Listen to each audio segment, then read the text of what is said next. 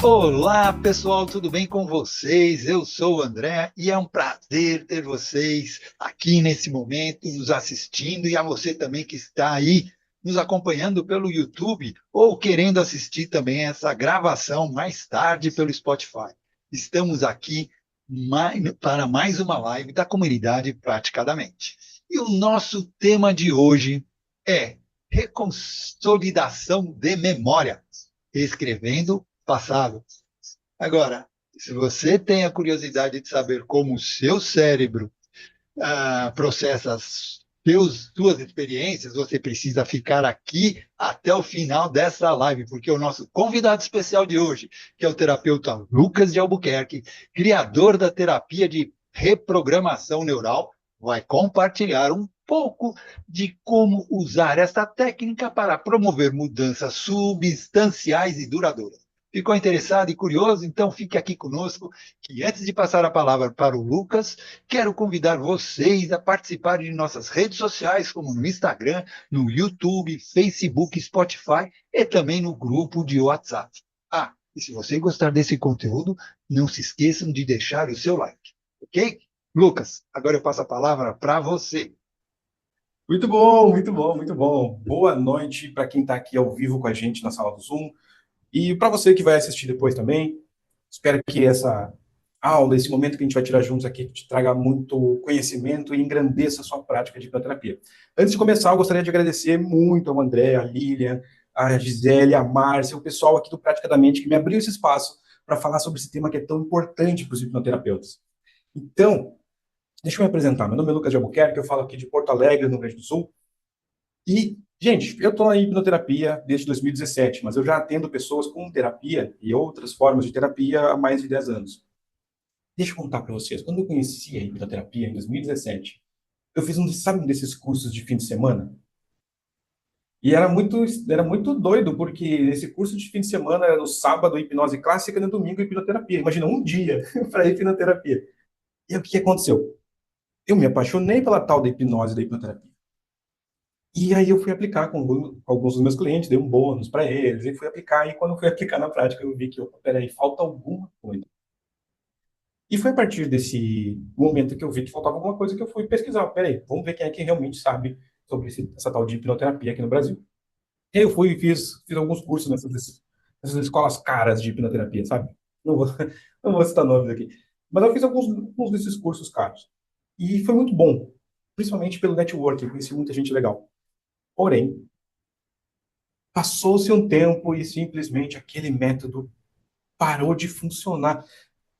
Foi em fevereiro e março de 2019, gente. Pensa no pânico da pessoa quando simplesmente todos os clientes daqueles meses ali não tiveram resultado nenhum. Foi aí que eu precisei investir mais ainda e eu fui atrás de quem, quem parecia saber realmente o que estava fazendo. Foi aí que eu conheci Melissa Tiers, a partir dela John Overdorf, James Tripp, Anthony Jekyll, e fui estudar com algumas pessoas lá de fora.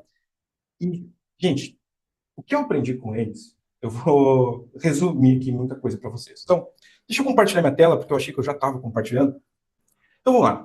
Vamos falar sobre reconsolidação de memórias. E eu não sei se você já conhece esse termo, mas é o coração pulsante da hipnoterapia.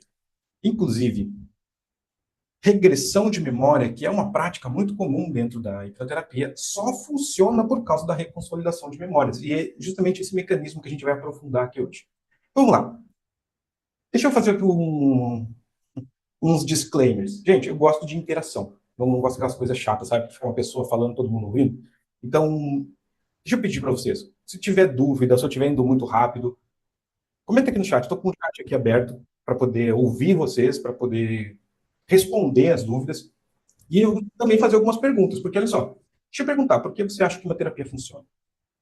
Conta aqui para mim no chat. Vai falando, por que você acha que funciona? É uma boa pergunta, né? Eu acho que funciona até para pessoas que acreditam que aquilo vai dar certo. Eu acho que já Muito bom. começa por aí, né? Muito bom, muito bom, muito bom. Quem mais? Quem mais? Por que uma terapia funciona? Além da pessoa realmente engajar, como o André estava falando, da pessoa realmente engajar e querer aquilo, o que mais? A Maria Inês acertou em cheio. Parabéns, Maria Inês. Parabéns, parabéns. Gente, vamos parar para pensar um pouquinho. Terapia funciona por causa de aprendizagem. Eu não sei se vocês já pararam para pensar por esse ângulo, mas terapia funciona por causa de aprendizagem. Olha só, quando a gente nasce, a gente é praticamente uma folha em branco. A gente tem alguns programas, por assim dizer, por falta de uma palavra melhor, que a gente herda via DNA dos nossos ancestrais. Como, por exemplo, se você pegar um bebezinho recém-nascido e colocar ele na água, ele vai mexer os bracinhos e as perninhas como se fosse nadar. Que isso aqui são aprendizados que ajudaram os nossos ancestrais a sobreviverem, e isso já vem embutido, já vem de fábrica.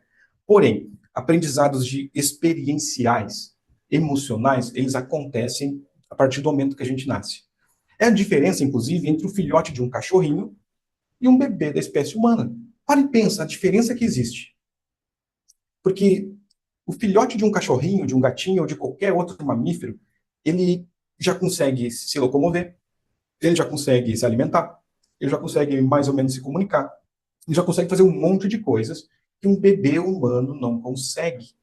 E isso acontece justamente porque os filhotes dessas outras espécies de mamíferos, eles já vêm com muito mais circuitarias pré-prontas. E isso deixa menos espaço para adaptação. Por outro lado, o bebê da espécie humana, o filhotinho humano, ele vem muito mais folha em branco, então ele leva muito mais tempo, até 2 anos, para poder fazer coisas básicas. Mas, ao mesmo tempo, o teto de desenvolvimento de um ser humano é extremamente maior do que o de um cachorro. A gente consegue aprender muito mais coisas. Então, a gente nasce praticamente folha em branco e todo o resto é aprendido.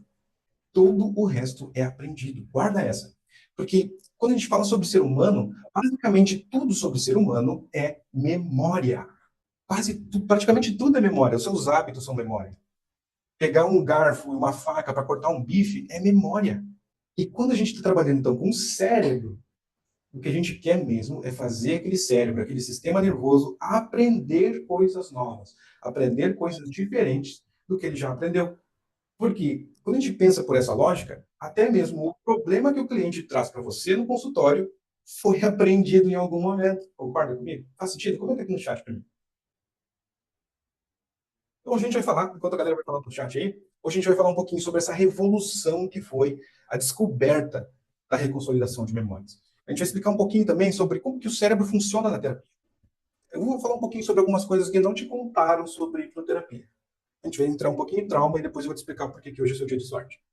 Belezinha? Podemos começar, gente? Então vamos lá, eu quero apresentar para vocês um senhor muito charmoso. Sério, eu amo de paixão esse senhorzinho aqui, que se chama Eric Kandel. Alguém aqui já conhece o Eric Kandel? Bom, Eric Kandel ele é o escritor do, acho que o livro mais vendido sobre neurociências. É um senhorzinho já de 95 anos que continua nativa, diga-se de passagem. Ele é um neurocientista austríaco, naturalizado americano. Ele, inclusive, escapou do nazismo na Segunda Guerra Mundial. E esse cara, ele ganhou um prêmio Nobel de Medicina no ano 2000. Ele foi a primeira pessoa a conseguir gravar o som de células do hipocampo disparando.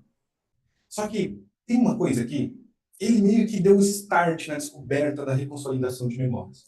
Porque ele fez uma vez um experimento com uma lesma marinha.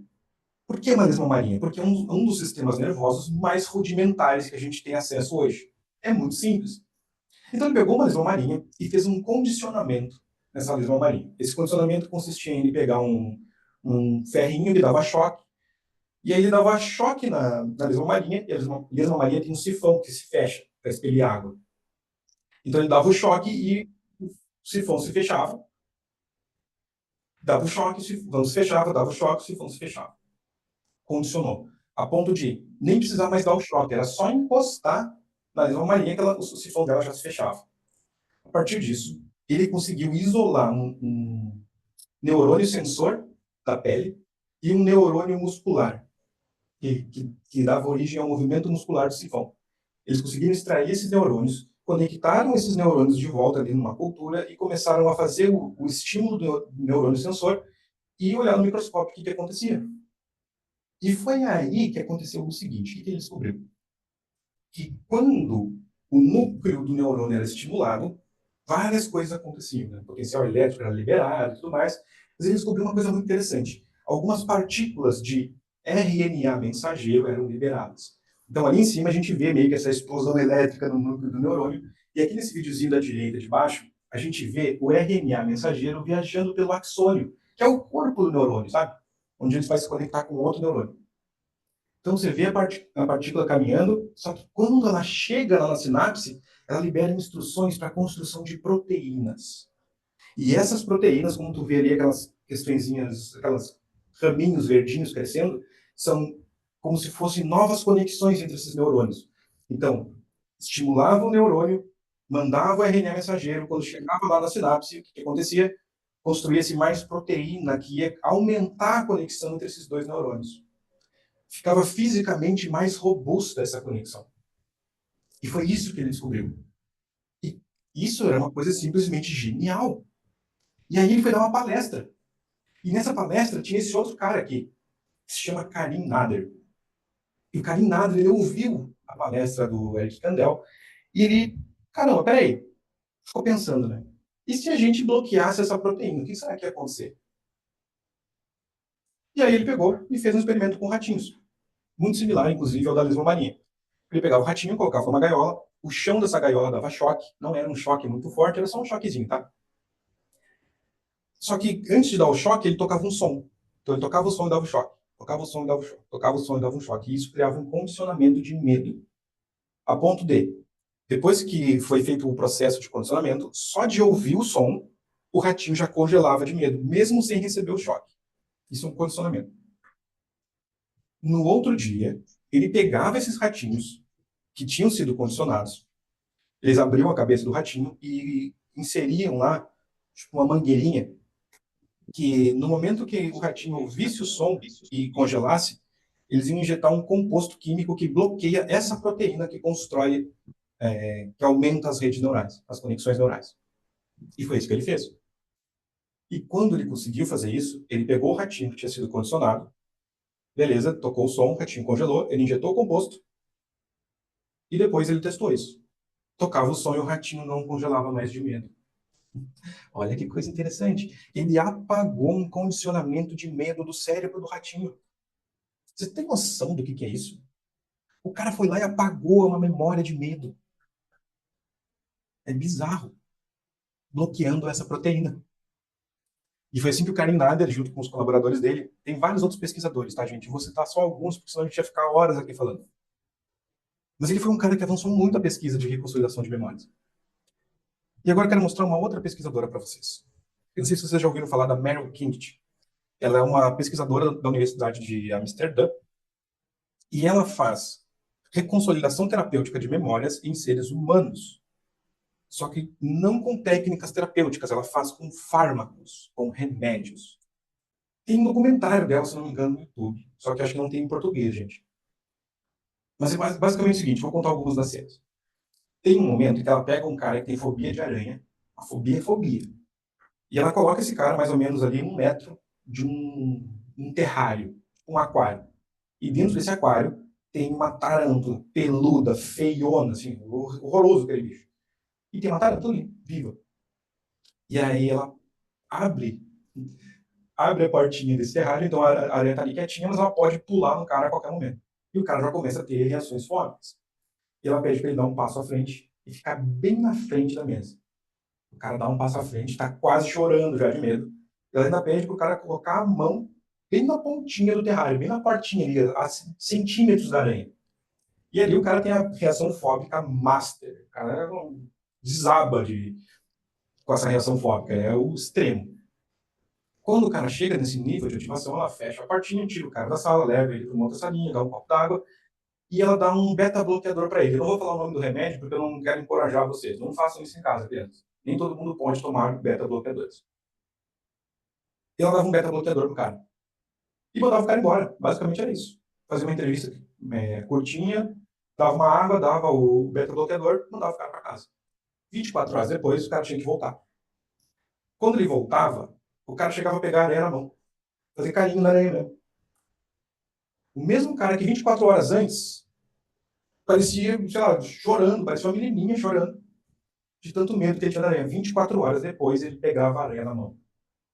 Ou seja, a fobia foi totalmente excluída do cérebro do cara. Pensa na maluquice que é isso, gente. Já tá explodindo a cabeça de vocês aí? Que quando eu conheci esse negócio aqui, explodiu minha cabeça. Por que isso acontece? Porque quando ela colocou o cara frente a frente com um estímulo aversivo, a aranha, é o gatilho. E ele teve aquela reação fóbica, as redinhas neurais aqui dele estavam explodindo de ativação. O beta-bloqueador entra para bloquear a ativação de certos neurônios nessas redes neurais, que são neurônios ligados à amígdala e à resposta de luta ou fuga. Quando essas redes neurais ficam ativas por algum tempo, e depois elas se reconsolidam. Só que quando elas se reconsolidam, essa parte mais emocional de luta ou fuga, essa parte fóbica da memória está bloqueada. Então, a memória reconsolida sem essa parte emocional. E a fobia é excluída de forma permanente em horas. Não precisa 24 horas, tá? O cara ali, em menos de 6 horas, ele já estava livre da fobia. É doido, não é, gente? A gente tem o potencial de fazer a mesma coisa, só que sem fármaco, porque nós não somos médicos e nós não podemos prescrever medicação, principalmente medicações que podem ter efeitos cardíacos colaterais e tudo mais. Então, a gente não pode fazer isso. Mas é muito legal saber que dá para fazer, não é? Tem outra coisa que é mais doida ainda, que é o seguinte: tem experimentos com optogenética. Já ouviram falar desse negócio? Esse negócio é maluco também, optogenética. Eles pegaram ratinho, né? O ratinho sempre se ferra, né? Pobre ratinho. Pegaram o ratinho, fizeram o mesmo condicionamento de medo e largaram esse ratinho num ambiente novo, que ele não conhecia, num ambiente que ele não tinha. Ele não era familiarizado nem nada. O que acontecia com esse ratinho? Ele travava, congelava de medo. E elas conseguiram, com laser, gravar. Tipo, elas alteraram. Deixa eu lembrar direitinho, porque faz tempo que eu não falo sobre isso tudo. Mas foi o seguinte: elas conseguiram alterar alguns neurônios do cérebro desse ratinho para incluir um gene de uma alga que reage à luz. Então, eles marcaram tipo uma rede neural de recursos, de tranquilidade, de estar familiarizado, de se sentir seguro do ratinho, e modificaram geneticamente com esses genes dessas algas. E aí, o que ela fez depois? Botou o ratinho no ambiente hostil, o ratinho congelou. O ratinho estava com a cabeça aberta e tinha uns fiozinhos que vinham, tipo, tinha um LED, um laser, que acendia. E ela tinha um botãozinho. E esse interruptor ligava e desligava o recurso. Então, tipo, estava desligado, o ratinho estava lá congelado de medo. Ela ligava, vinha aquela luzinha, ativava, né, por causa da luz e esses genes das algas, ativava aquela rede neural, o ratinho se sentia seguro, explorava, brincava, comia, fazia tudo que ele tinha que fazer, ela desligava e ele congelava de medo de novo. É muito doido, gente. Quando eu descobri esse negócio, eu acho que eu fiquei uns 2 dias sem dormir, assim. E minha cabeça fritou, explodiu. E a gente pode fazer isso com técnicas terapêuticas, quando a gente entende direitinho quais são os mecanismos das memórias. Não é tão físico como o método da Merrill Kint. Tem outras pessoas no mundo que utilizam esse método farmacológico. Mas a gente pode fazer algo muito bom também. Porque lembra que eu estava falando agora há pouco, que terapia é sobre aprendizagem. Eu não estou falando sobre aprendizagem cognitiva, que nem você está tendo aqui agora, recebendo um conteúdo e achando legal. Espero que esteja achando legal, né? Estou falando de aprendizagem implícita, o que o seu cérebro emocional aprende. Então vamos lá, vamos seguir o baile aqui. Vamos falar um pouquinho de cérebro. Quando a gente olha para essa imagem aqui, ela está destacando o que a gente chama de sistema límbico. A gente precisa ter em mente, a gente não pode perder de vista um fato que a maioria das pessoas ignora. Nós somos animais.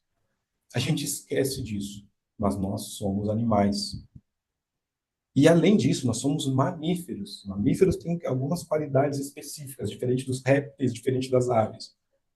O nosso cérebro, ele não foi desenvolvido para pensar em boleto, para pensar em roupa de marca, para nada disso. A prioridade é a aprendizagem que ajuda a sobreviver. Que nem quando você era pequenininho e colocou a mão no ferro de passar, no forno e queimou a mão, e a partir disso você nunca mais fez nada do tipo de novo, né? Assim como você só precisa colocar o dedo na tomada uma única vez para aprender a nunca mais fazer isso de novo. Tá errado? Então, esses aprendizados que ajudam a sobrevivência do animal humano, eles são a prioridade do sistema límbico. Essa aprendizagem implícita, experiencial, é o que nos mantém vivos. Os problemas que os clientes trazem para a clínica são todos aprendizados implícitos e emocionais. E esses aprendizados implícitos e emocionais são frutos de experiência. O que acontece? Informações que chegam pelos nossos sentidos externos, olhos, ouvidos, nariz, boca, pele, são pareados, são associados às informações dos nossos sentidos internos, como a nossa propriocepção, nosso sistema vestibular, a nossa neurocepção, os nociceptores, né, de dor, a interocepção, que faz a comunicação de tudo que está acontecendo no corpo via nervo vago. Então, quando a gente tem a informação externa com a informação que vem de dentro, as duas coisas se juntam e formam um aprendizado. É assim que você sabe que se você colocar a mão no forno quente, você queima a mão. Se você colocar o dedinho na tomada, você leva um choque. Informação que vem de fora com informação que vem de dentro gera um aprendizado. Está fazendo sentido até aqui? Gente, às vezes eu vou meio rápido, tá? Porque isso aqui é muito claro, é muito lógico para mim, mas eu sei que a galera tipo, vamos pensar o seguinte, vamos simplificar as coisas. Eu gosto muito do simples. Para mim, o simples é o complicado resolvido. Então, vamos dizer o seguinte, o cérebro faz três coisas, apenas três coisas. Ele aprende o mais rápido que ele pode, as coisas que ajudam a sobreviver. Ele lembra o que ele aprendeu, que ajuda a sobreviver da forma mais rápida possível, e ele cria atalhos para responder de forma mais rápida e poupar energia. Basicamente, o cérebro faz essas três coisas. O resto é resto. Mas o principal é isso: aprender o que ajuda a sobreviver o mais rápido possível, lembrar do que aprendeu e ajudou a sobreviver e criar atalhos, padrões de resposta que poupam energia e tempo. Simples assim.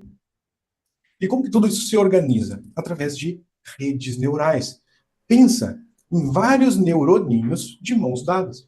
Isso é uma rede neural. Neurônios que se conectam. A gente tem várias redes neurais. A gente tem redes imensas. A rede de modo padrão, que conecta praticamente todo o cérebro, várias áreas diferentes. A gente tem a rede de saliência. A gente tem algumas redes que já são muito bem mapeadas. Só que além dessas grandes redes, a gente tem outras redes neurais. Toda vez que você aprende algo, uma rede neural se forma, alguns neuroninhos se conectam para armazenar aquela informação. E assim acontece uma rede neural, bem como está aqui no desenho. Pensa que tem os neurônios e tem ali os pontinhos de conexão, que são as sinapses. Então, quando a gente está fazendo terapia com alguém, o nosso foco é gerar neuroplasticidade. Neuroplasticidade é a capacidade que o nosso cérebro tem de se reorganizar e se reconectar. Então, quando uma rede neural está ativa, é o momento que ela está plástica. Quando ela está plástica, ela está instável, ela pode se conectar de uma forma diferente e com outras coisas, inclusive. Pensa como se fosse uma solda, tá? É como se fosse uma solda. Você pega a rede neural do problema, você ativa ela, ela vai ficar molinha, prontinha para se conectar, você vai deixá-la de lado, você vai pegar a rede que dispara o recurso que você precisa e você vai conectar as duas coisas. E você vai reforçar isso aqui para que essa conexão fique forte o suficiente para se manter ativando dessa maneira. Neuroplasticidade, terapia, em fundo, é isso. Por baixo de todos os passos, de todas as técnicas, o objetivo mesmo é esse: gerar aprendizagem. A gente vai esmiuçar mais ainda. Vamos falar de memória. Como que a nossa memória realmente funciona? A nossa memória humana, a gente pode dividir ela em duas grandes categorias, que é a memória de curto prazo e a memória de longo prazo. Na memória de curto prazo, a gente tem a nossa memória sensorial, daquilo que a gente está captando pelos sentidos no exato momento. E a nossa memória de trabalho, que é onde você guarda o número de telefone que você acabou de ouvir.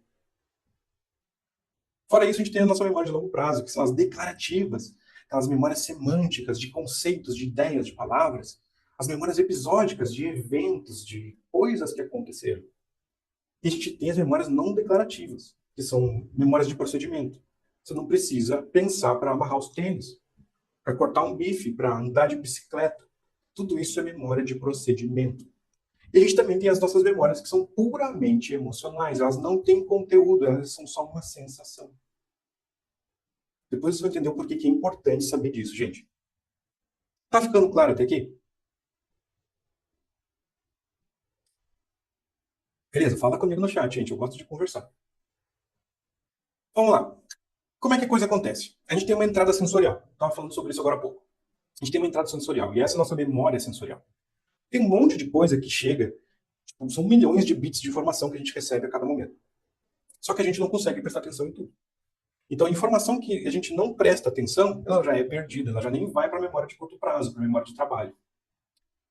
E aí, quando essa memória recebe atenção, essas informações recebem atenção, elas vão para a memória de curto prazo, Se ela não é ensaiada, se ela não é repetida, ela tende a se perder também. Já aconteceu contigo? De alguém te passar um número de telefone e você ter que ficar repetindo, ou mentalmente, ou verbalmente. Vai repetindo número por número. Você está ensaiando a memória. Mesmo quando você está anotando, você não está pensando o número, você não está falando o número, mas você está anotando o número, você também está ensaiando e repetindo, que ajuda a gravar. E aí, quando existe essa retenção de informação, então a gente pode consolidar em uma memória de longo prazo. As nossas memórias de longo prazo, elas tendem a ser de momentos significativos. Claro que a gente tem memória de longo prazo de coisas que tu aprendeu na escola, você sabe 2 mais 2 até hoje. Mas normalmente as nossas memórias de longo prazo, elas tendem a ser emocionais, elas tendem a ser de coisas significativas. Eu te mostro isso na prática. Conta pra mim, hoje é quarta-feira, né? Conta pra mim o que você jantou quarta-feira da semana passada. Manda no chat. Então conta pra mim, qual foi a primeira coisa que você pensou quando você abriu os olhos hoje?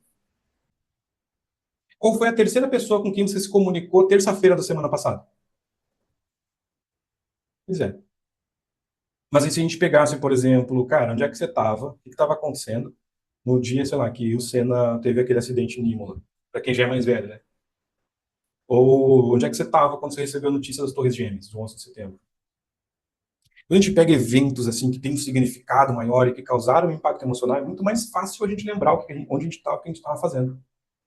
Porque emoção é o principal fator que cria memórias de longo prazo. Não é o único, tá? Mas só Deus sabe que é caminhando. Tamo junto, André.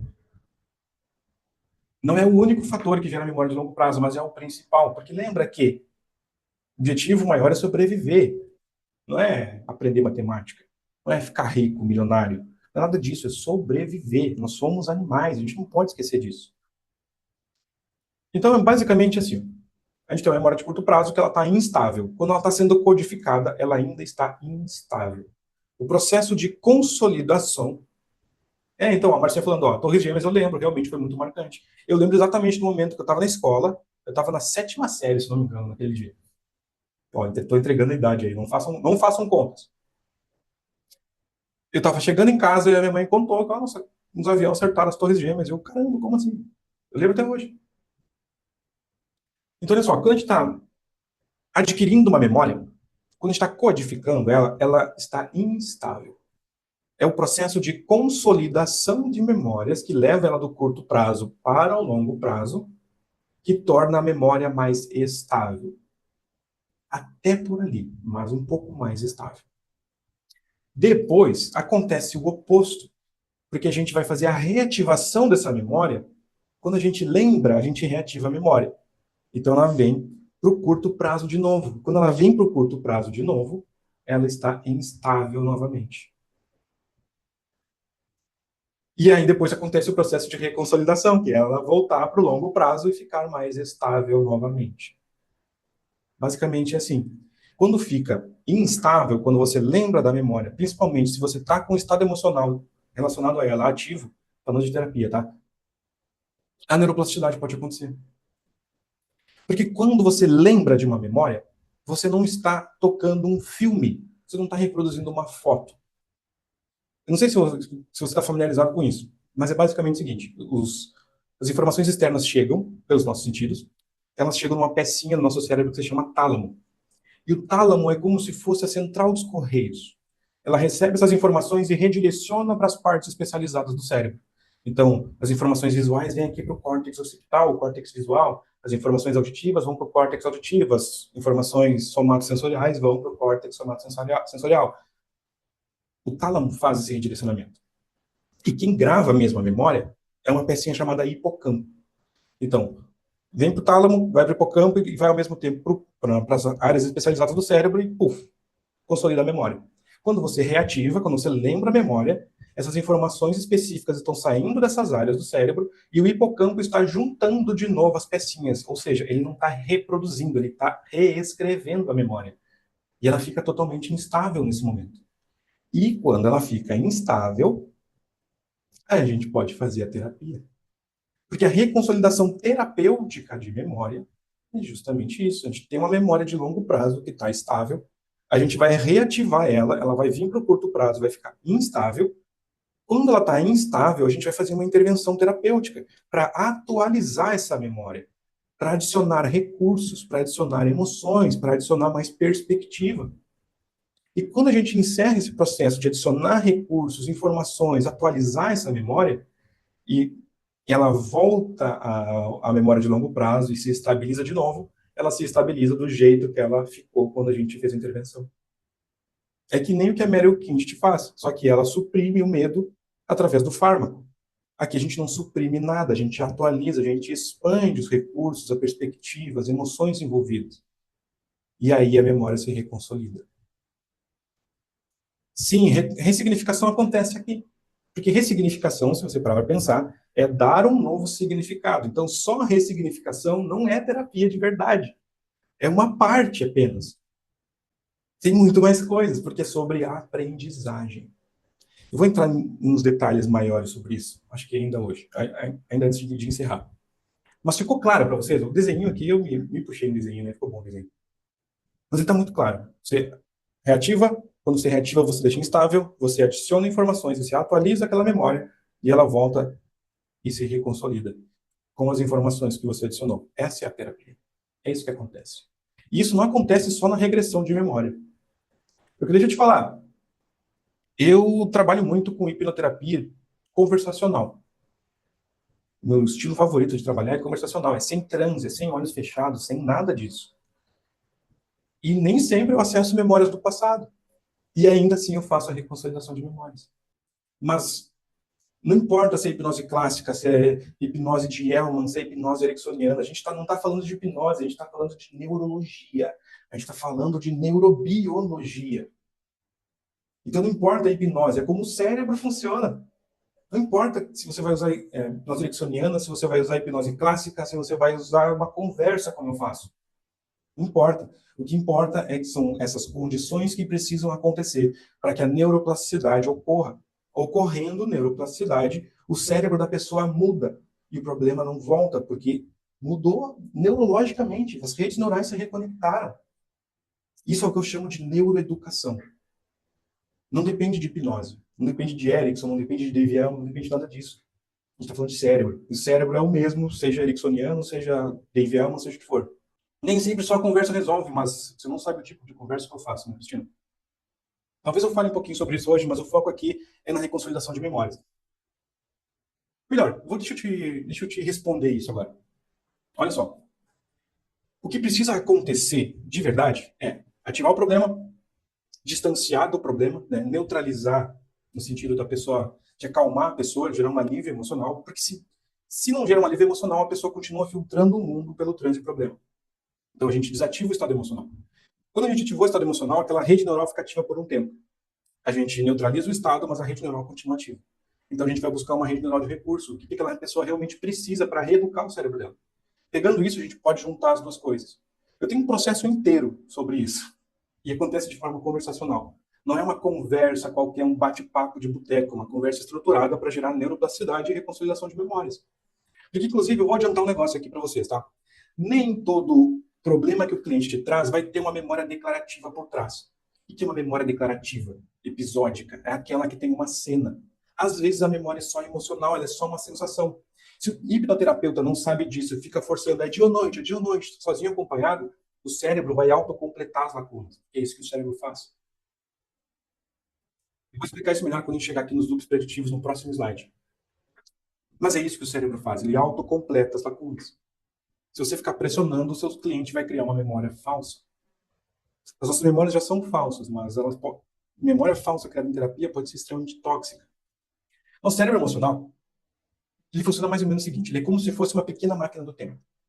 Existe um conceito de loop de predição. Nosso cérebro, de forma inconsciente, tá? Involuntária, você não sabe que o cérebro está fazendo isso, mas ele está. Ele está o tempo todo, pelo menos meio segundo na frente. Ele está sempre prevendo o futuro provável. Provável segundo o quê? Segundo a bagagem de aprendizado que ele tem.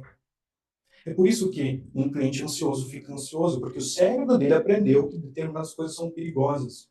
E quando algumas coisas são perigosas, ele está opa, está começando a reconhecer padrões no ambiente que são parecidos com aquele aprendizado, ele já ativa a ansiedade, ele já prevê o que vai dar ruim, e aí ele simula. Essa simulação ainda é inconsciente, você não sabe o que está acontecendo. Ele meio que cria um filminho na cabeça. E aí ele compara esse filminho na cabeça com o que está entrando pelos sentidos. Quando ele faz essa comparação entre o que está vindo pelos sentidos e o que está vindo de dentro, ele vai ajustar o loop de pressão. Esse ajuste pode acontecer de duas maneiras. Ou reforça, ou cria um erro de previsão. Porque tá, beleza, tá muito bonitinho tudo isso aqui, mas se é assim, se o cérebro está sempre se atualizando, então por que os problemas não se resolvem sozinhos, não é verdade? Porque a partir de certo ponto, a nossa vivência, a gente cria padrões. E esses padrões alimentam o loop de predição. Então a gente meio que distorce as coisas para encaixar no nosso loop de predição, para confirmar as nossas expectativas. Um exemplo disso, o viés de negatividade, o viés de confirmação. São ótimos exemplos disso, do cérebro querendo confirmar os modelos que ele criou da realidade. Porque mudar dá trabalho, o cérebro não quer mudar. Depois que ele aprendeu, beleza, é só continuar assim, está tudo certo, do ponto de vista animal. Então ele prevê, simula, compara e ajusta. Se a entrada sensorial, lembrando que ele distorce a entrada sensorial para bater com o modelo de mundo. Se bate, então ele reforça. Fica mais potente esse aprendizado. Mas, se não bate, acontece o erro de previsão. O erro de previsão é o cérebro literalmente bugando. Opa, o que está acontecendo? É um breve momento de confusão. Inconsciente, você nem sabe o que está acontecendo. Mas dá um breve momento de confusão. Opa, peraí, como assim? Eu espero que A aconteça e está acontecendo B. Então o cérebro é forçado a atualizar os modelos de mundo. Os modelos que ele criou sobre a realidade. Sobre as pessoas. Sobre como o mundo é ou deveria ser. Sobre como o dinheiro funciona. Sobre como o fulano é. A gente tem todos esses mapas na nossa cabeça. Então, se acontece o erro de previsão, você força o cérebro a mudar. Então, o nosso papel é forçar o erro de previsão. Quando você força e gera um erro de previsão, o cérebro ele dá um bug e se abre para um novo aprendizado. E é aí que você pode entrar e mudar todo o padrão, que vai mudar o comportamento, o pensamento, como a pessoa se sente e tudo mais. Isso pode acontecer durante uma regressão, isso pode acontecer numa conversa estruturada, como eu estava falando para a Ana Cristina. Existem várias maneiras de fazer isso acontecer. O importante é você entender que existe esse mecanismo. E quando você sabe que existe esse mecanismo, você meio que sabe o que precisa acontecer. E você tem maneiras de meio que observar se isso está acontecendo ou não. Vamos lá. Pensa nos nossos antepassados, lá na selva. Se ele comeu algo e aquilo não fez bem, é muito importante que isso seja lembrado para ser evitado no futuro e não colocar ele em risco. Então forma um padrão. Quando ele vê algo com aquele formato, com aquele cheiro similar, ele já sabe. É aprendizagem, é loop de previsão acontecendo. Ó, tô vendo isso aqui. Quando isso tudo, alguns clientes voltam para o caminho antigo, ou nem saem dele, porque lá é previsto, é confortável, é fácil. Afinal, na merda pode ser ruim, mas é quentinho, gostosinho. Então, quando a gente trabalha baseado em cérebro e não em teorias, então fica mais difícil disso acontecer, Gisele. Porque se você está com foco em neuroeducação, e você está realmente promovendo reconsolidação de memória e neuroplasticidade, então não volta. Não volta porque você muda estruturalmente. Ó, deixa eu fazer um exemplo que eu quero mostrar um exemplo do que eu quero dizer aqui. Eu gosto de dividir da seguinte maneira. Você pode, numa terapia, numa abordagem terapêutica, você pode olhar mais para a mente ou você pode olhar mais para o sistema nervoso, cérebro e sistema nervoso. Então, olha só. Aqui tem uma garrafa cheia d'água, concorda? Uma garrafa normal, está cheia d'água. O que acontece se eu tirasse essa água daqui, ou se eu mudasse a forma dessa garrafa e fosse uma garrafa de estrela? Que formato que ia ter a água? Ela não ia ficar em formato de estrela também? Porque a garrafa mudou para a forma de estrela? Então, pensa que a mente é a água e sistema nervoso é garrafa. Se você cria alterações no sistema nervoso, a mente acompanha. Porque pelo menos eu gosto muito de pensar na mente como um fenômeno. Um fenômeno não só do cérebro, mas do sistema nervoso inteiro. Se você é como se fosse um projetor e uma imagem projetada numa tela. Projetor é sistema nervoso, a imagem projetada é mente. Se você muda o filme que está passando no projetor, você muda a imagem que está sendo projetada. Vale muito mais a pena, você gasta muito menos energia e tem muito mais resultados se você começa a olhar mais para o sistema nervoso e menos para a mente. Porque quando você tenta acompanhar a mente, sabe o que acontece? Talvez já tenha acontecido com você na prática. Você se perde em labirintos de narrativas e histórias. Isso acontecia muito comigo. Eu me perdi nas narrativas e histórias. Por quê? Porque a nossa atenção é limitada. Nossa atenção consciente, nossa memória de trabalho, consegue lidar de 5 a 9 informações de cada vez. É por isso que, às vezes, a gente tem que baixar o volume do rádio do carro para poder estacionar. Porque lota a nossa memória operacional e a gente tem que tirar algum estímulo. Já sei que já aconteceu contigo isso. Então, nossa atenção é extremamente limitada. Se você for seguir cada história que o cliente te conta, você se perde. É ele que te coloca em transe. No final da sessão, você pega a sua carteira, abre e paga o seu cliente, porque foi ele que te hipnotizou. Basicamente é isso. Porque ele lota a sua memória operacional. Quem aqui já atendeu o cliente prolixo, que começa a contar uma história e abre outra história, e aí ela abre uma terceira história, depois uma quarta? Inclusive, isso é uma técnica de hipnose conversacional, que se chama loops aninhados. Quando você lota a memória operacional da pessoa, você começa a dar sugestão e a sugestão passa batido. Justamente porque a memória operacional da pessoa está lotada. Então, se você começa a focar na mente, você se perde. Só que quando você foca no sistema nervoso, o sistema nervoso é visível. Porque a pessoa se expressa. Expressões faciais, movimentos oculares, gestos, tudo mais. Ah, a Leandro já tá ligado. Ó. Como trabalhar, atuar, modelar e remodelar o sistema nervoso? Através de neuroplasticidade, que é consolidação de memórias.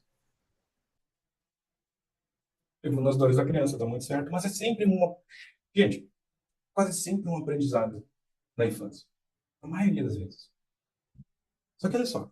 Tá fazendo sentido para vocês aqui esses mecanismos neurológicos das memórias? E por que é isso que faz a terapia realmente funcionar, a mudança realmente acontecer?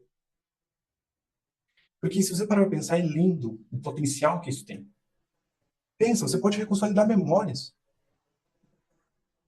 Você pode ajudar uma pessoa a ressignificar e olhar a vida dela de uma forma totalmente diferente. Gente, isso aqui é lindo. É lindo. Dá para fazer muita mudança positiva, dá para ajudar muitas pessoas.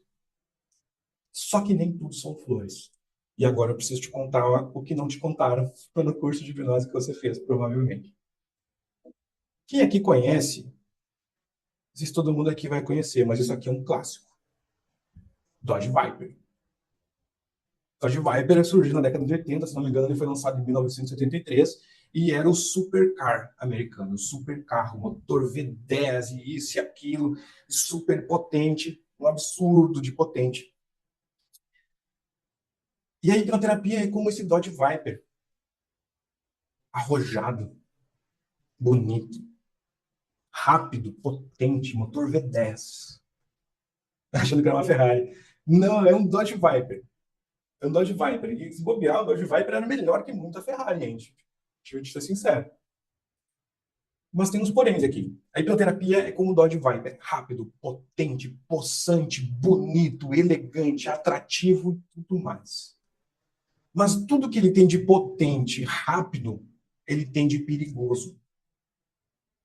Um fato curioso sobre o Dodge Viper. 30% dos Vipers bateram na primeira semana. Para você ter uma ideia do quão perigoso esse carro é.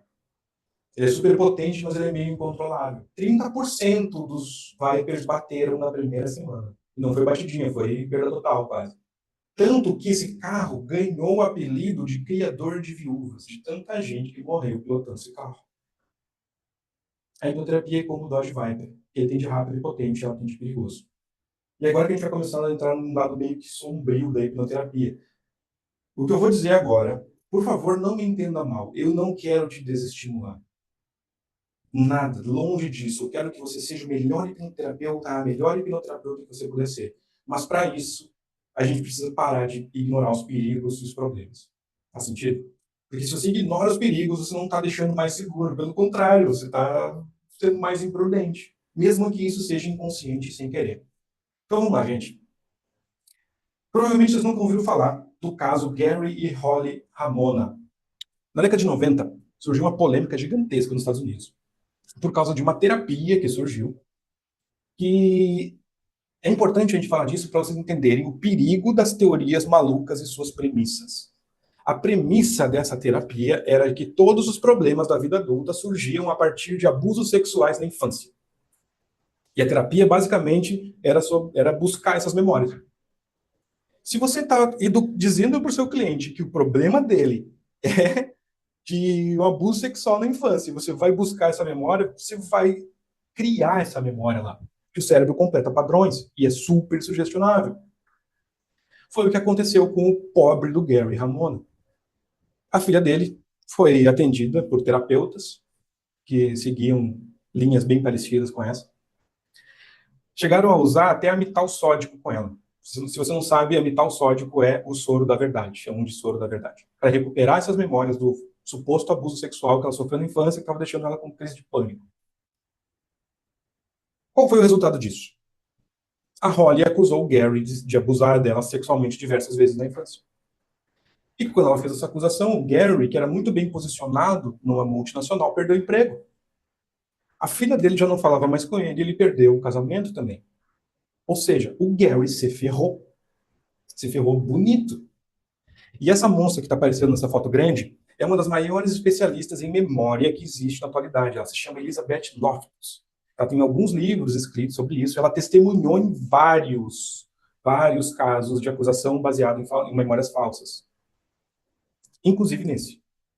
Só que esse caso é muito emblemático, porque, se eu não me engano, foi ele que abriu o precedente para o terapeuta ser processado e ter que pagar a indenização. Inclusive, os terapeutas, vou deixar bem entre aspas, terapeutas que atenderam a Holly tiveram que pagar $500 mil para ele. Mas deixa eu te perguntar, $500 mil compra a família de volta? O emprego de volta, a vida que ele tinha antes? Será que esses $500 mil pagam o dano que esse cara sofreu emocionalmente? Nem de longe. Nem de longe. Então a gente tem que ser muito responsável, a gente tem que conhecer esses perigos. E memórias falsas são extremamente perigosas.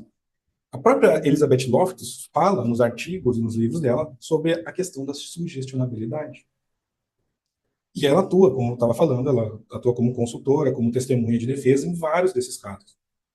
Deixa eu te contar um outro caso, da Eileen Franklin Lipsker. Olha só que doideira. O dano maior é muito maior que qualquer dinheiro. A vida desse cara foi destroçada. Tudo que ele tinha de mais valioso para ele foi arrancado dele, André. E isso, gente, não tem dinheiro que pague. $500 mil não é fichinha. É troco de pão. Tem esse caso da Eileen, tá? Gente, se eu fosse falar de todos os casos que eu conheço que envolve memória, hipnose, inclusive, e esses problemas de memória falsa, a gente ia ficar um tempão aqui.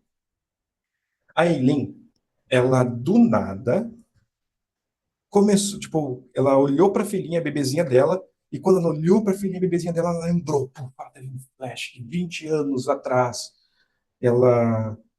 uma amiguinha dela de infância, quando era bem menininha, ela desapareceu e nunca encontraram, e nunca acharam o assassino, o sequestrador, nem nada. Só que aí, do nada, ela teve um lapso, uma memória do pai dela arrastando a amiguinha dela para a van, estuprando, acertando a cabeça da amiguinha com uma pedra, e depois desovando o corpo, sei lá onde. E quando ela acessou essa memória, ela denunciou o próprio pai. Ela denunciou o próprio pai para as autoridades. O pai foi preso. Só que um tempo depois, o pai foi solto. E ele foi solto por causa da Elizabeth Loftus. Porque a irmã da Eileen apareceu e, inclusive, revelou que a Eileen tinha passado por hipnoterapia. E no momento que o juiz ficou sabendo que ela passou por hipnoterapia, a testemunha foi anulada imediatamente. Eu não sei se vocês sabem, mas no Reino Unido, na França, em vários estados dos Estados Unidos, se existe hipnose em qualquer coisa ali para recuperar a memória, usada em testemunha, é tudo invalidado. Eles não aceitam. Justamente por esse risco de memória falsa. Tem muitos casos. Inclusive na França, os futuros juízes, eles têm que passar por um seminário, tipo um workshop só sobre memórias falsas.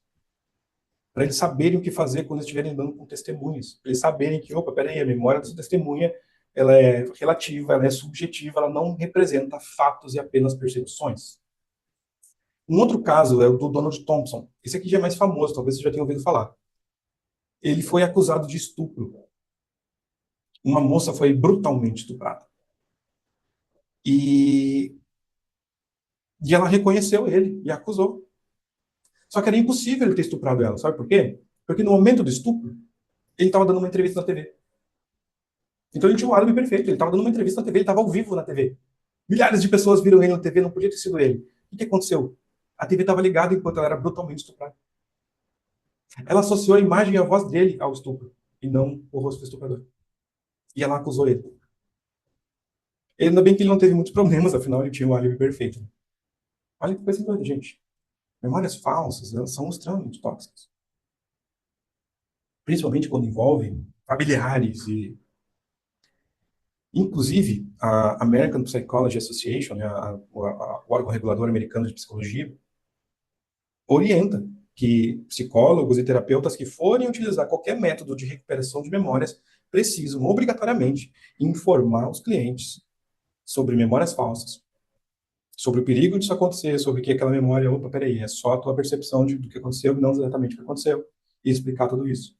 Porque dá problema. Espero que nunca tenha acontecido com vocês, nunca aconteceu comigo, mas eu já vi acontecer com pessoas que eu conheço.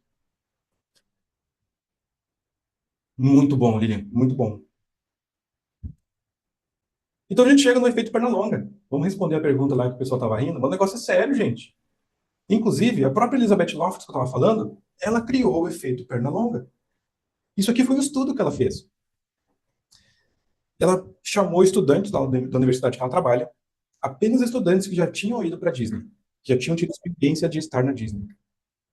Beleza, ela reuniu essas pessoas e ela começou a expor essas pessoas a alguns materiais antigos da Disney, editados, nos quais ela trocou o Mickey pelo Pernalonga. E todas as passagens de texto que falavam o nome Mickey, ela trocou por Pernalonga. Onde aparecia a imagem do Mickey, ela trocou por Pernalonga. E a pessoa foi exposta a várias desses folhetos, dessas propagandas e coisas da Disney, todos editados. Olha só, 36% lembrou de ter abraçado o Pernalonga na Disney. 25 a 35% afirmaram ter visto o Pernalonga na Disney. Pessoas expostas a essa propaganda falsa, né, de propósito, eram muito mais propensas a conectar o Pernalonga a outras coisas da Disney que não eram só o Mickey. Só que Pernalonga é da Warner Bros, não é da Disney, não tem nada a ver. Então, olha que doido. Isso, por que o Pernalonga ajuda o hipnoterapeuta a ser um hipnoterapeuta melhor? Porque o efeito Pernalonga nos fala o quanto a memória é sugestionável. Detalhe, não tinha hipnose aqui, tá? Só que era olho aberto, não tinha nada de transe, nenhuma indução, não tinha nada disso. E olha o resultado. Então, o Pernalonga nos mostra que a gente tem que ter muito, mas muito cuidado com a nossa linguagem quando a gente está falando sobre memórias. Porque, digamos que o terapeuta está lá fazendo aquela regressão super tradicional que ensinam por aí. E aí, ao invés de ele fazer perguntas abertas, tem alguém aí com você? E ele pergunta, quem está aí com você? Opa, isso aqui é uma pergunta diretiva. O cérebro, puf, criou. Ah, o meu tio está aqui. O tio nem estava lá de verdade, mas agora está. E é muito doido.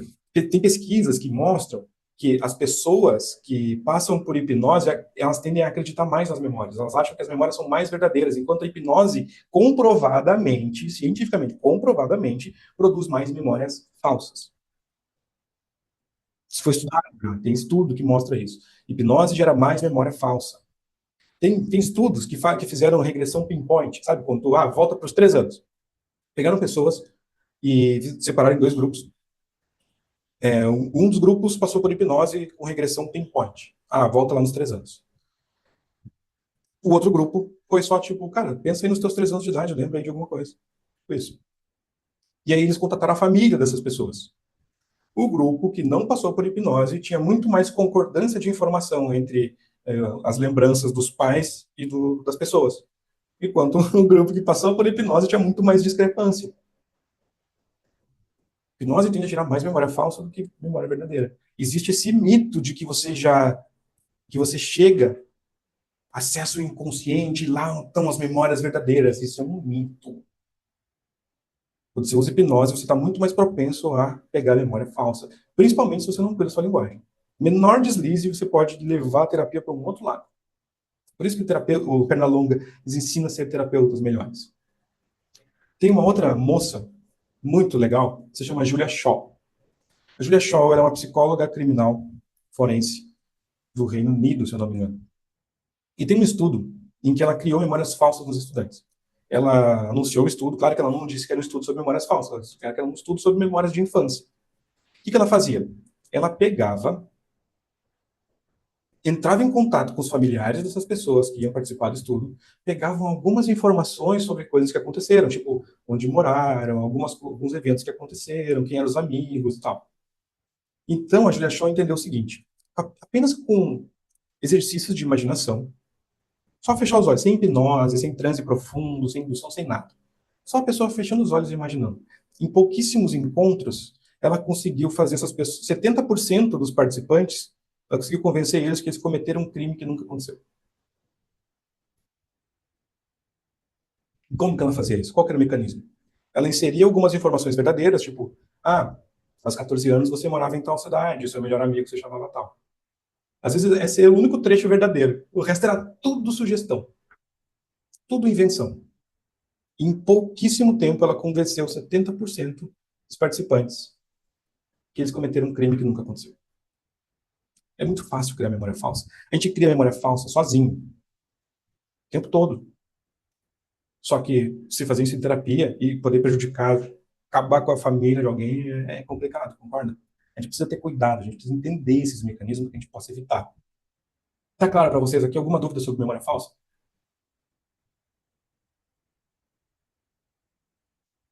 Ó, a Ana Cristina falando sobre os pregadores religiosos, por isso fazem isso com as massas. Fazem. Mas eles usam vários outros mecanismos de persuasão e influência. É melhor você não saber, porque você vai ficar com tanta raiva. Boa, Leandro, obrigado. Então eu preciso falar sobre uma outra coisa. Quem aqui já ouviu falar desse termo, retraumatização? Bom, trauma todo mundo sabe o que é. Existem traumas, mas retraumatização, vocês já ouviram falar? Sabe o que isso significa? Boa, Esther. Retraumatização é outro fenômeno que acontece no dia a dia. Por exemplo, se você tem medo de aranha, você viu uma aranha e você se assustou, você ativou as redes neurais e tudo mais, e você retraumatizou.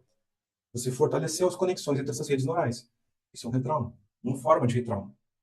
Só que, aqui eu vou trazer um conceito que deriva da teoria polivagal. A teoria polivagal é a teoria que explica como o nosso sistema nervoso realmente funciona. A gente tem o nosso sistema nervoso parasimpático, que se desenvolve, que se divide em ventral e dorsal, e o nosso sistema nervoso simpático. Nosso sistema nervoso simpático é responsável por mobilização. Toda vez que o seu sistema precisa de performance, então é o simpático que entra em cena para acelerar o seu metabolismo, liberar energia e você poder agir. Seja porque você está correndo risco, tem uma ameaça e você precisa lutar ou fugir, ou seja porque você vai praticar um esporte e você precisa de mais energia. É o simpático que faz isso. Isso, Leandro, isso, boa, vago ventral, exatamente. Parasimpático é o nosso nervo vago. São redes. Por que é polivagal? Porque são redes nervosas, não é um nervo. A gente tem o nosso parasimpático ventral, que o Leandro está falando aqui, o vago ventral, que é o nosso sistema de engajamento social. Quando você está se sentindo seguro, tranquilo, relaxado, numa nice, numa tranquila, numa boa, você está no seu sistema de engajamento social. Seu vago ventral está mais ativo. Quando surge uma ameaça, o seu sistema nervoso automaticamente, sem que você precise fazer nada, ele ativa a mobilização. Agora, se você está na mobilização e o seu sistema nervoso não dá conta do que está acontecendo, então ele entra em imobilização. Quem aqui já viu uma pessoa que, sei lá, tipo, aconteceu algo muito intenso e ela desmaiou? É o sistema de imobilização entrando em cena. Quando você vê relatos dos sobreviventes do acidente da Chapecoense, por exemplo, eu não me lembro qual deles que relata que, tipo, um pouquinho antes do impacto, ele simplesmente desligou. Ele não tem recordação nenhuma do impacto. Ele só acordou horas depois. Isso é o nosso sistema de imobilização. Lembrando que nós somos animais e mamíferos. O sistema de imobilização ele serve basicamente para congelamento. Opa, deixa eu não me mexer aqui, porque se eu ficar paradinho, talvez o predador não me veja. Agora, se eu não tenho como lutar ou fugir, e eu vou morrer invariavelmente, então o que a imobilização faz? Desliga o teu sistema. reduz a tua frequência cardíaca, porque se tu perder um braço, tu vai perder menos sangue. Inunda o teu sistema de endorfina para você sentir menos dor. É um sistema de proteção. Isso aqui é importante pelo seguinte: a gente está sempre transitando entre todos eles. Por exemplo, quando você vai dormir, você provavelmente, para poder dormir, você tem que estar no seu engajamento social e imobilização ao mesmo tempo. Esses dois estão ativos. Quando você está brincando, quando você vai malhar, praticar um esporte, você está no seu engajamento social e na mobilização ao mesmo tempo. Se você não tem engajamento social e vai para a mobilização, é o que a gente vai chamar de ansiedade, de crise de pânico. Se você não tem engajamento social e vai para a imobilização, é o que a gente vai chamar de depressão, de falta de energia, de desmaio, de dissociação. Então a gente está sempre circulando entre esses três estados. Só que existe um conceito chamado de janela de tolerância. A janela de tolerância é o quanto a pessoa consegue tolerar de estímulo sem sair do engajamento social. Se ela vai totalmente para a mobilização, vai dar um problema bem sério. E se ela vai para a imobilização, dá um problema mais sério ainda que eu vou te explicar agora. Lembra que eu falei que o hipocampo é o responsável por pegar as informações e aglutinar elas e formar uma memória? Lembra disso? Falei lá no início. Então, o problema é, o hipocampo é extremamente sensível a cortisol, sabe, o hormônio do estresse. Então, quando existe uma carga de estresse muito elevada, esses receptores do hipocampo vão ficar inundados de cortisol e isso vai fazer com que ele pare de funcionar adequadamente. E aí ele para de integrar a memória. E se ele parou de integrar a memória, dá assim, ó, tchauzinho para a neuroplasticidade, tchauzinho para a reconsolidação de memórias. Acabou. E se você dá tchauzinho para essas duas coisas, você dá tchauzinho para a terapia também, porque não vai acontecer nada. Eu não sei se já aconteceu com você. Comigo, esse aqui já aconteceu comigo, porque eu não sabia dessas coisas. E a escola que tinha me ensinado a hipnoterapia ensinava que tinha que estimular a emoção lá em cima. Só que se a pessoa sai dessa janela de tolerância, você pode fazer terapia linda, fogos de artifício, e a pessoa chorou, e se debateu, e foi tudo lindo. No outro dia ela está igual. Dificilmente ela vai carregar algum aprendizado dali. Dificilmente o cérebro dela vai realmente consolidar essas novas memórias. Porque o hipocampo estava com o funcionamento prejudicado. Só que a gente tem que ter um outro cuidado ainda, porque se você estimular demais, tirou a pessoa da janela de tolerância, ela via aqui em cima na mobilização, e a mobilização não está dando conta, e ela entra em imobilização, dissociação, aí você criou um retrauma gigantesco na pessoa. Aqui você criou um problema grande. E quando isso acontece, normalmente você nem tem oportunidade de corrigir, porque a pessoa nem vai querer passar com você mais. Te garanto. E já vi isso acontecer. Essa não aconteceu comigo, mas eu já vi acontecer. Inclusive, eu tenho um print, inclusive. Uma vez eu estava no Instagram, e aí tinha um professor de hipnose, não vou citar nome para não ser antiético. Tinha um professor de hipnose lá. Ele é conhecido até.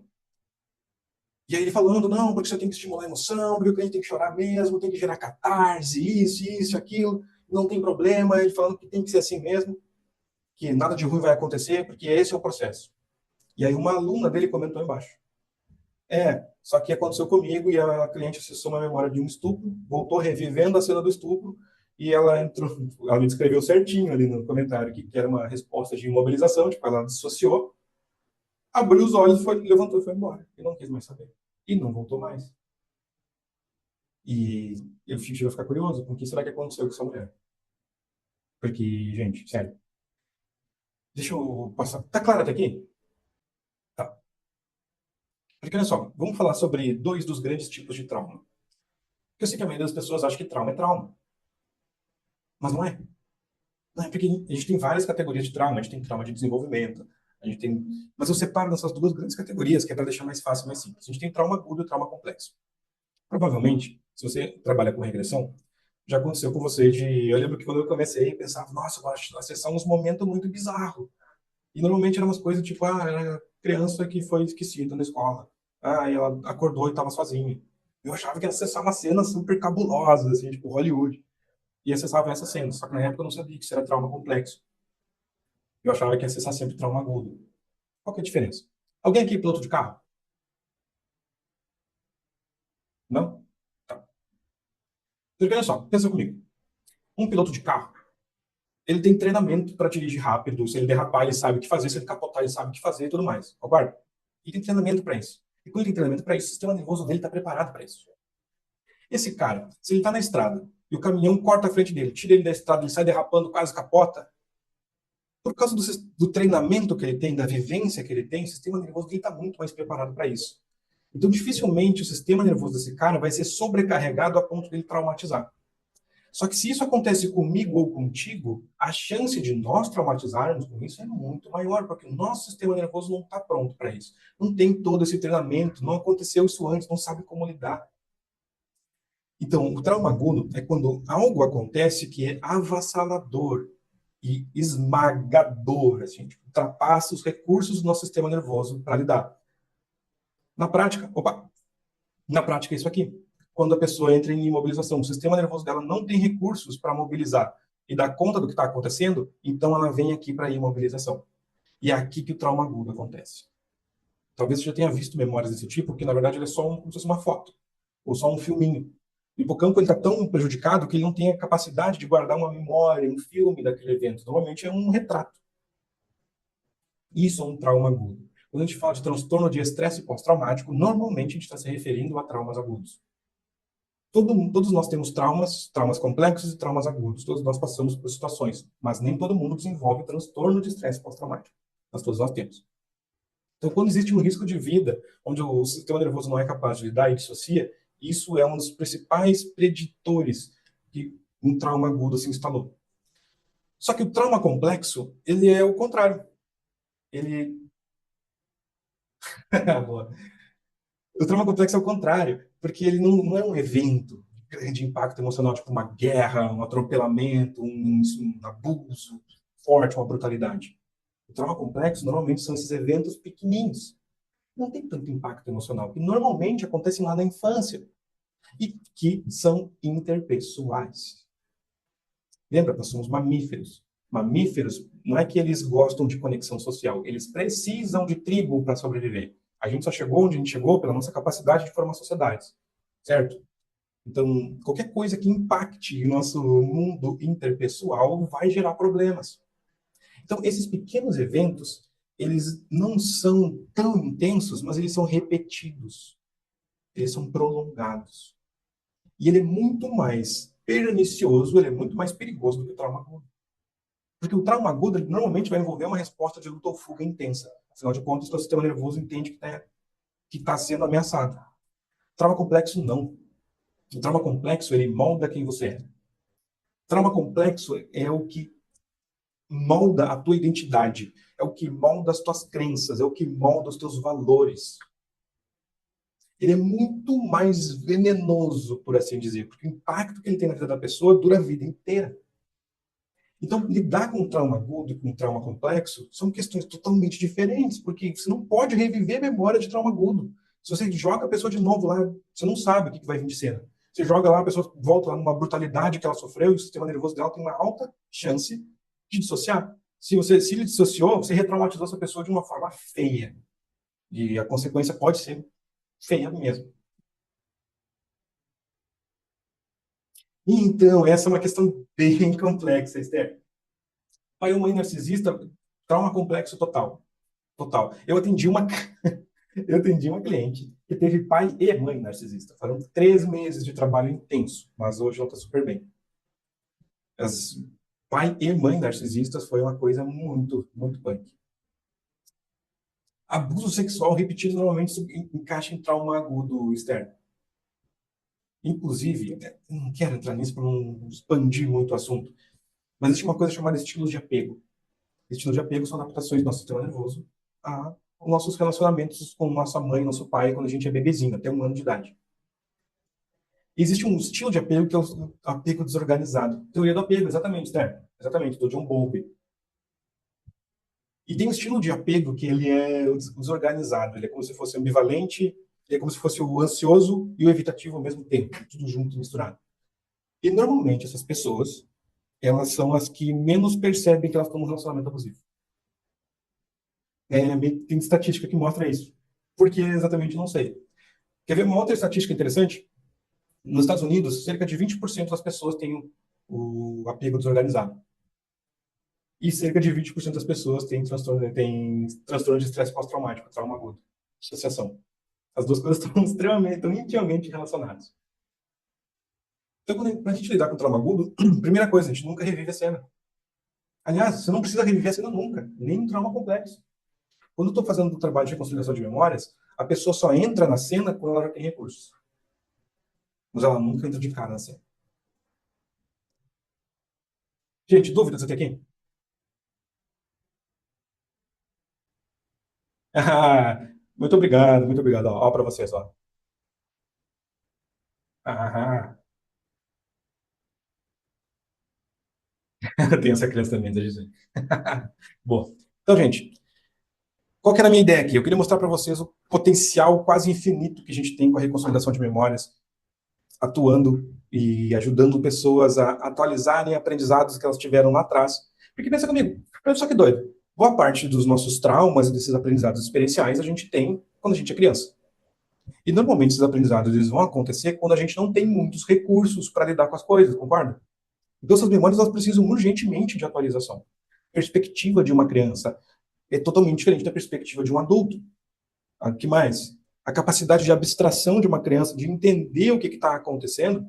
Você acha que a criança entende que, nossa, minha mãe ela é muito fraca de regulação emocional, hein? Ela podia melhorar isso. Você acha que a criança pensa isso? Se a mãe grita com ela, qual é o entendimento automático que aquela criança tem? Minha mãe me odeia, minha mãe não gosta, eu não sou amável. Esse é o significado que vai ser carregado. Porque a complexidade de pensamento de uma criança é isso que alcança.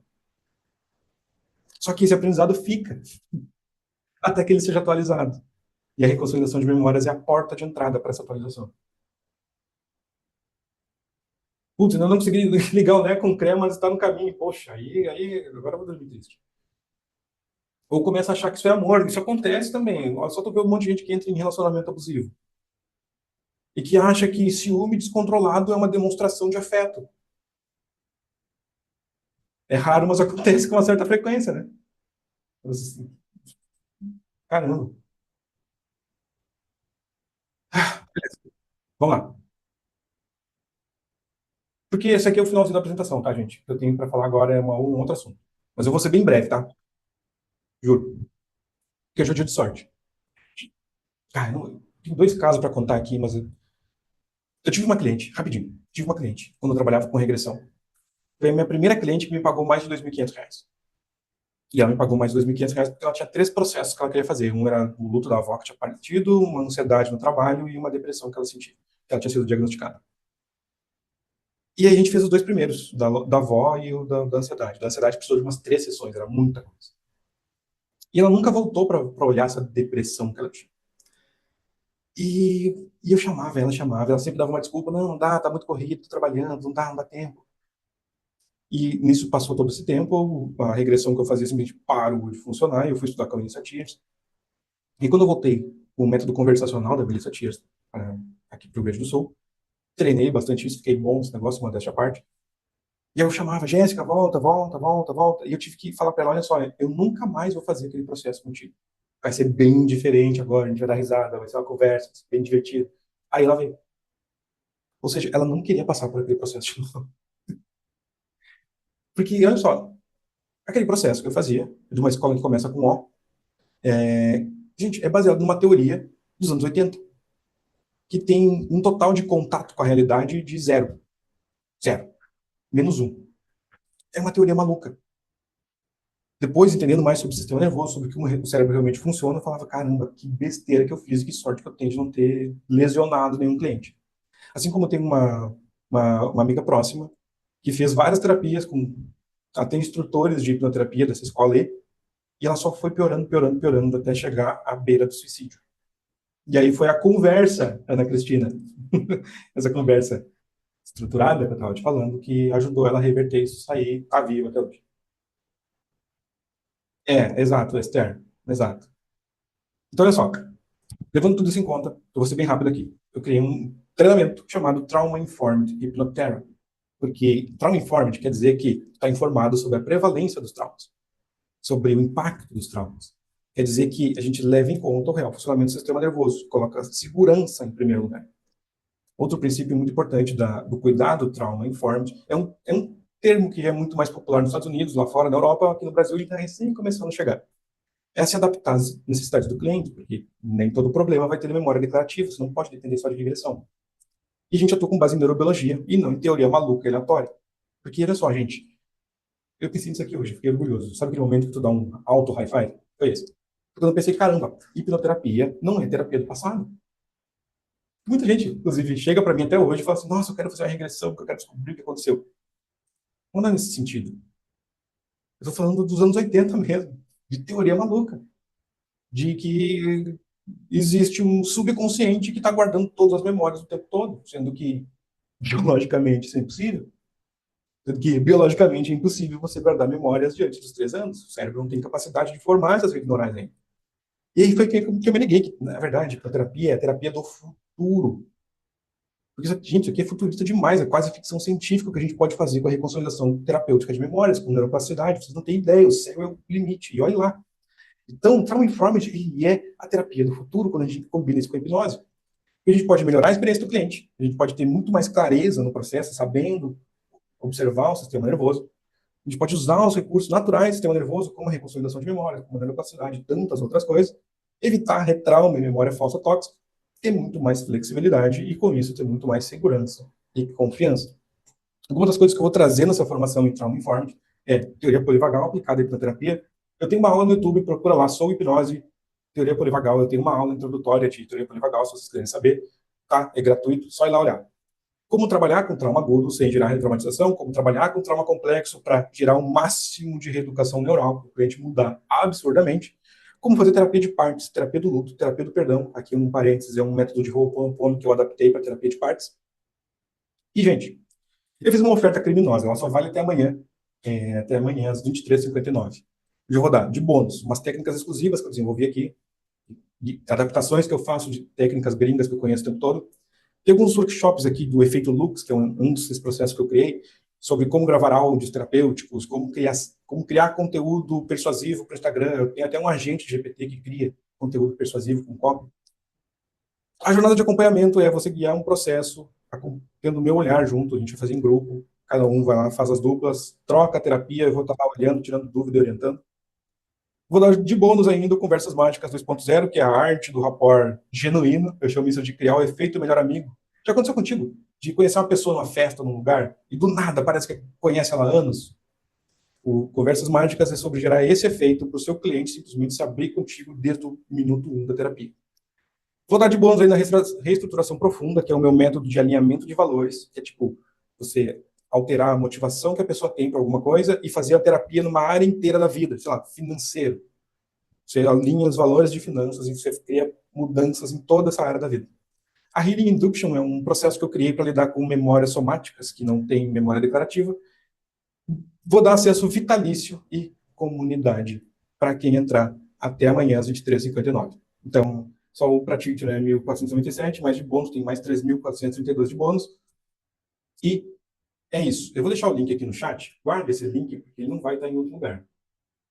Essa aqui é a oferta mais maluca da história das ofertas malucas. Ó, o Leandro já está, a Esther já está.